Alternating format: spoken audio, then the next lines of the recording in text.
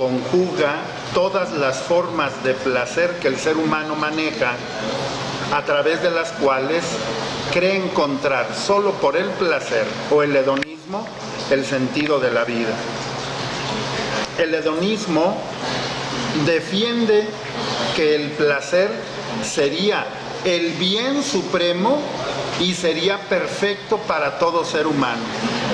¿Y por qué decidí tocar este punto? Porque en nuestros días, no solo los jóvenes, también muchos adultos están convencidos de que lo mejor que hay sobre la faz de la tierra es precisamente el placer. Y que si todo mundo nos dedicáramos a vivir solo en el placer, pues eso sería lo mejor que podría sucedernos a todos. En esta perspectiva, se supone que el hombre estaría hecho para el placer y que no habría nada de lo que hagamos que escape de la ley de la búsqueda del placer, y que en griego, a final de cuentas, podemos encontrar ya una palabra que designa y describe esta búsqueda del placer. Esto lo vivían allá los griegos a través del epicurismo, Padre Víctor, tú lo recuerdas, y los epicúreos, ¿cuál era su fin? ¿Qué era lo que buscaban? Bueno, pues ellos estaban convencidos de que el placer era la meta más importante en la vida y que el placer por sí solo le debería de dar al ser humano una vida tranquila.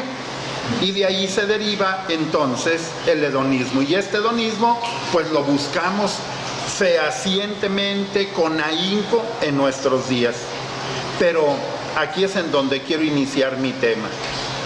Si el placer es el máximo bien del ser humano, si es la realización plena de las aspiraciones que podamos tener en la vida, surgen problemas profundos que no pueden ser solucionados dentro de la perspectiva o de la visión del hedonismo. El primer problema que aparece en el hedonismo es cuando llega a establecer el hedonismo si existe o no una diferencia entre los placeres. Y entonces, para partir de algo muy básico, ¿hay placeres buenos y hay placeres malos? Esa sería una de las primeras interrogantes. Y ahora valdría la pena preguntarnos, ¿todos los placeres valen lo mismo? A ver, pregúntate tú que me estás escuchando esta mañana, ¿todos los placeres valen lo mismo? ¿Habría que aceptar todos los placeres que puedan ser escogidos por los seres humanos?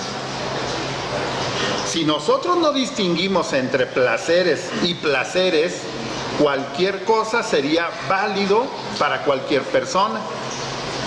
Miren, para tratar de adentrarnos en lo que es el hedonismo y lo que es la búsqueda del placer por el placer mismo, voy a empezar con un ejemplo muy simple. Si uno disfruta rascarse porque tiene mucha comezón, voy a exagerar, si tú tienes sarna y te empiezas a rascar, bueno, pues a rascar se ha dicho, habrá dicho Platón. Si se trata de rascarnos, pues rasquémonos. Y eso se convierte en un placer. No me vas a decir que de repente andas buscando ayuda. Ráscame la espalda, más arriba, más abajo, de un lado, del otro, ¿sí? Y hasta acomodamos la espalda, y si no vamos y nos tallamos en una pared o en una piedra hasta que se nos quita esa comezón. ¿Hay un placer en ello? Claro que hay un placer.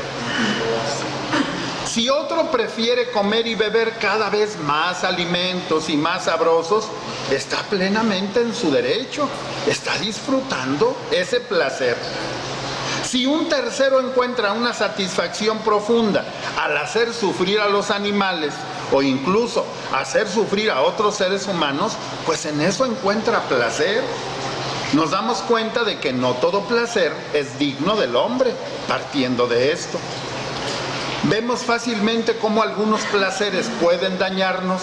Después de rascarse uno con ganas, la piel pues puede acabar en una herida, y esa herida podemos provocárnosla o más o menos dolorosa. Y como otros placeres son injustos, como cuando uno disfruta al vengarse de una persona que le resulta antipática, también resulta ser placentero el hacerle daño a alguien que no me cae bien. Ay, pero que me voy a desquitar, pero que me la voy a sacar, que me voy a vengar.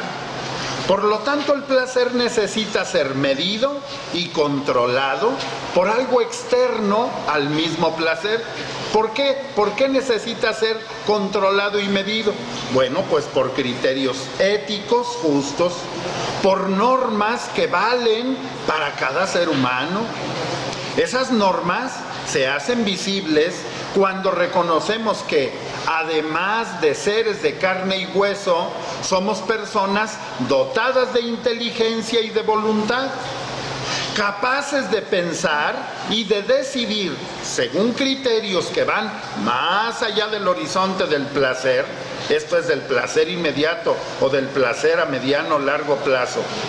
El segundo problema nace desde la experiencia personal.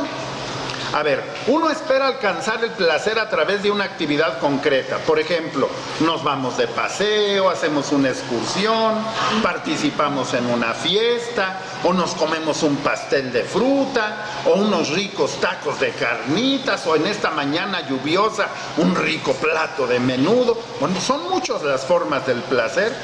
Luego, en muchos casos, llega la hora del desengaño. Lo que parecía tan atractivo provoca al final un gran dolor de cabeza, o termina con un accidente, o resultó ser una trampa planeada por falsos amigos que querían hacerme pasar un mal momento. ¿Para qué? Para ellos poder disfrutar de placeres a costa mía. En otras palabras, ninguna realidad, incluso ningún ser humano, puede garantizar al 100% que solo producirán placeres y que no habría ningún riesgo de posibles dolores colaterales. No. Las experiencias humanas están sometidas a la contingencia. Y esto nos sucede en nuestra vida diaria. Nuestro mismo conocimiento, mis hermanos, es limitado. Nuestro conocimiento es frágil. La fruta, cuando la vemos con una mirada y descubrimos que es apetitosa, resulta ser la causa de una infección estomacal que después no nos pueden curar. Nos comemos algo que no debimos haber comido, pero que fue atractivo y apetitoso a los ojos, y entonces esa búsqueda del placer nos trajo un problema grave. El viaje a un lugar o a un paraíso turístico, nos vamos todos llenos de ilusiones y termina en un accidente de tráfico. Entonces, algo que parecía placentero al 100% no siempre acaba bien. La música que tanto deseaba yo escuchar ahora me ha provocado un extraño dolor de cabeza. Por ejemplo, ustedes, chavos, que se enajenan con los audífonos a todo lo que da el volumen del aparato del celular o del equipo de sonido, te lo pones y no escuchas absolutamente nada a propósito. El otro día me dio mucho gusto ver lo que un padre de familia hizo. No sé si sea lo más indicado, pero papás, ahí les paso el tip. Estábamos en un lugar público y una jovencita como de unos 13 años se sentó, se puso sus audífonos, ignoró de manera total a sus padres y a sus hermanos. Allí estábamos en un lugar público. Y la mamá, yo alcancé a ver que el papá le hizo la seña que le hablara a la hija, y la mamá fue y la movió del hombro, y la hija ni siquiera despegó la vista del celular que tenía en las manos y que seguro estaba jugando con él. Luego el papá va y se para enfrente, y cuando se para delante de la niña le hace señas que lo atienda, y la chiquilla perdida. Y yo dije, ¿qué irá a hacer el papá? El papá se regresó y vino con la mamá. Algo vi que le preguntó, yo no estaba tan cerca, pero me llamó la atención. La mamá abrió su bolsa y de ahí vi que le dio algo en las manos al señor. Y el señor decidido fue y se paró enfrente de su hija. ¿Qué creen lo que hizo? Le había pedido a la mamá unas tijeritas de esas que siempre traen las mamás, y sin decirle nada a la hija, metió la tijera donde estaba el cable de los audífonos y trácatelas que se los corta. Y cuando la chica se quedó sin sonido en las orejas, hubiesen visto la expresión de aquella mocosa nalgasmeada. No, a la hora que se quedó sin escuchar, pero ¿por qué me las has roto? ¿Por qué? Y le importó un comino en medio de dónde estaba, en qué lugar se encontraba. Hizo un pancho a aquella muchacha. Y el papá, en cuanto le cortó los cables, la ignoró y fue y se sentó con la esposa y los hijos en la mesa donde ellos estaban sentados. Y la muchacha iba y le bailaba, y el papá, hagan de cuenta que no era su hija, no la peló. ¿Cuántas veces esa música enajena los oídos? Y resulta que en vez de que sea algo que es agradable, relajante, acabaste con un espantoso dolor de cabeza. La experiencia nos abre los ojos a veces muy tarde. Ante una realidad dura y cruda, todo lo terreno, todo lo que vivimos en el mundo, mis hermanos, es provisional y solo es pasajero. Todo lo que vemos y gustamos puede dejar de ser. Con un pequeño cambio climático, y ahí está Laudato Si para que lo entiendas, con un pequeño cambio climático, algo placentero pasa a convertirse en algo sumamente dañino. Incluso nosotros mismos, que tanto presumíamos de ser sanos, de ser fuertes, podemos sucumbir ante la acción casi insignificante de un poquito de humedad en la calle. Me dio risa, estaba yo con un mecánico eléctrico que me iba a cambiar un foco a mi vehículo, y estábamos allí en el patio del taller mecánico, y estaba un señor ahí platicando con el mecánico eléctrico, y de repente empezó a lloviznar así un chipi, y aquel señor que estaba platicando con el mecánico se desabrochó la camisa del frente, se jaló del cuello y se tapó la cabeza y dice: ya me voy porque esta agua me hace mucho daño. Y eran unas cuantas gotitas y salió corriendo. Podemos presumir de estar sanos y ser fuertes, y cuando menos lo imaginamos, por algo muy sencillo, todo cambia. El tercer punto que muestra la debilidad de todo lo que es hedonismo consiste en prometer la felicidad solo a quienes gozan de dinero o de fortuna. Porque tener a la mano lo que uno desea, disfrutar de comidas, de viajes, de paisajes, de la música, mis hermanos, solo es posible para quien tiene algo de salud, algo de dinero y una sociedad que funcione, desde luego, con un mínimo de orden. La realidad para millones y millones de personas es muy distinta. ¿Por qué? Pues porque muchos no tienen salud por culpa de enfermedades y de muy diversos orígenes. Porque muchísimos viven hundidos en la miseria y sin tener la más remota idea de si mañana tendrán algo para aplacar la inquietud de su estómago. Porque otros muchos viven llenos de miedo por culpa de ladrones callejeros, o en países destrozados por la guerra o por el terrorismo, o viven bajo la bota de un dictador que promete 1000 milagros y que lo único que provoca son miles de lágrimas. Y porque entre quienes tienen aparentemente todo lo necesario para ser felices, en ellos surgen extrañas enfermedades psicológicas y sufren depresiones que los llevan a hundirse en medio de su aparente abundancia y de su real carencia de armonía interna. Entonces, el placer por el placer mismo, el hedonismo en sí, no siempre es bueno. El hedonismo no puede cerrar los ojos ante estas situaciones humanas. Tú que crees que el placer es lo único que existe en la vida del ser humano, ¿qué no te das cuenta cómo terminan tantas personas en esa búsqueda de placer con las que tú convives? ¿Qué no te das cuenta que acaban pisoteados a sí mismos, burlados a sí mismos, vejados, destrozados física, espiritual y psicológicamente? El hedonismo, repito, no puede cerrar los ojos ante las situaciones humanas. El placer no puede prometer siglo tras siglo paraísos que nunca llega a poner en práctica.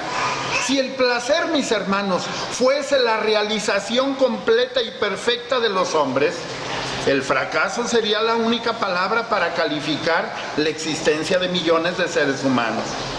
El hedonismo, entonces, en mi opinión, está haciendo agua. Y va esa agua muy al fondo. No hemos nacido para gozar de la piel, no hemos nacido para gozar del paladar, de los oídos o del olfato. A ver, voy a tocar un punto que no va a ser de mucho agrado para algunos de ustedes.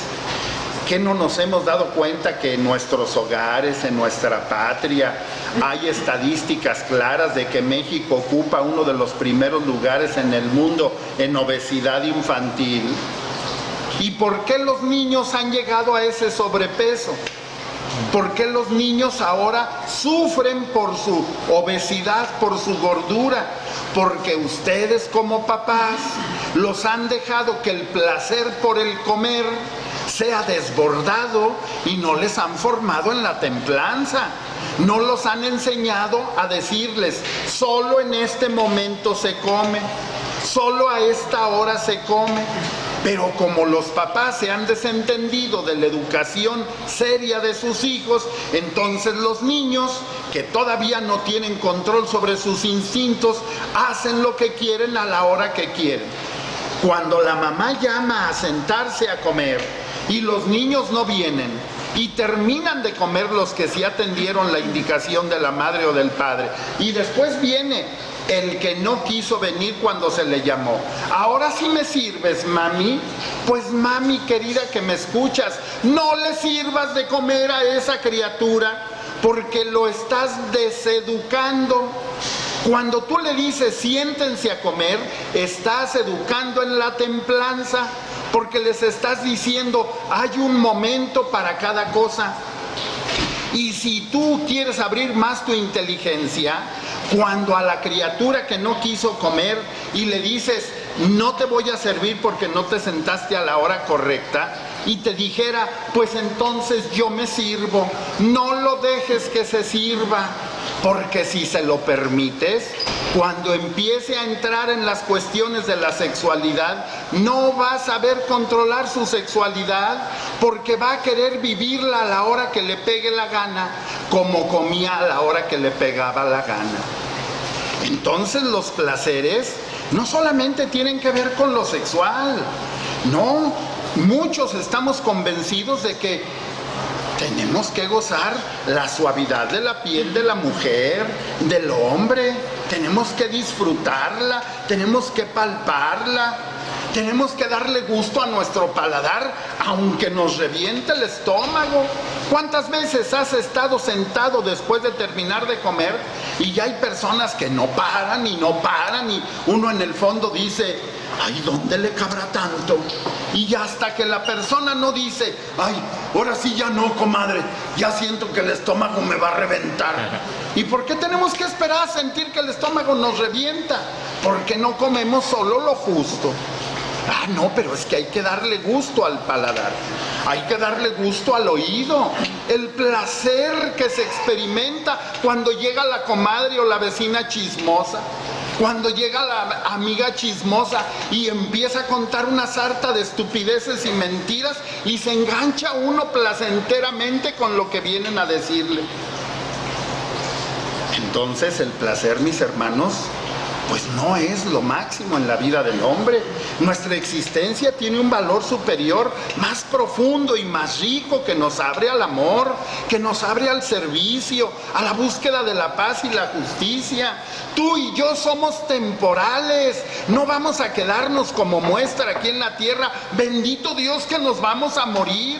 ¿Qué hubiera hecho yo con mis bisabuelos y mis abuelos viviendo en mi casa? Un montón de ciruelitas pasas ahí que no sabrían ni dónde acomodarlas. No, tú y yo somos temporales y a la vez somos eternos, llamados a trabajar en el cada día con obligaciones profundas y con responsabilidades serias, y abrirnos a la llegada de un reino eterno donde el bien triunfa, donde el justo es acogido y donde cada ser humano alcanza una dicha mucho mayor que la que ofrecen los placeres pasajeros, la dicha de poder amar a Dios y a los hermanos.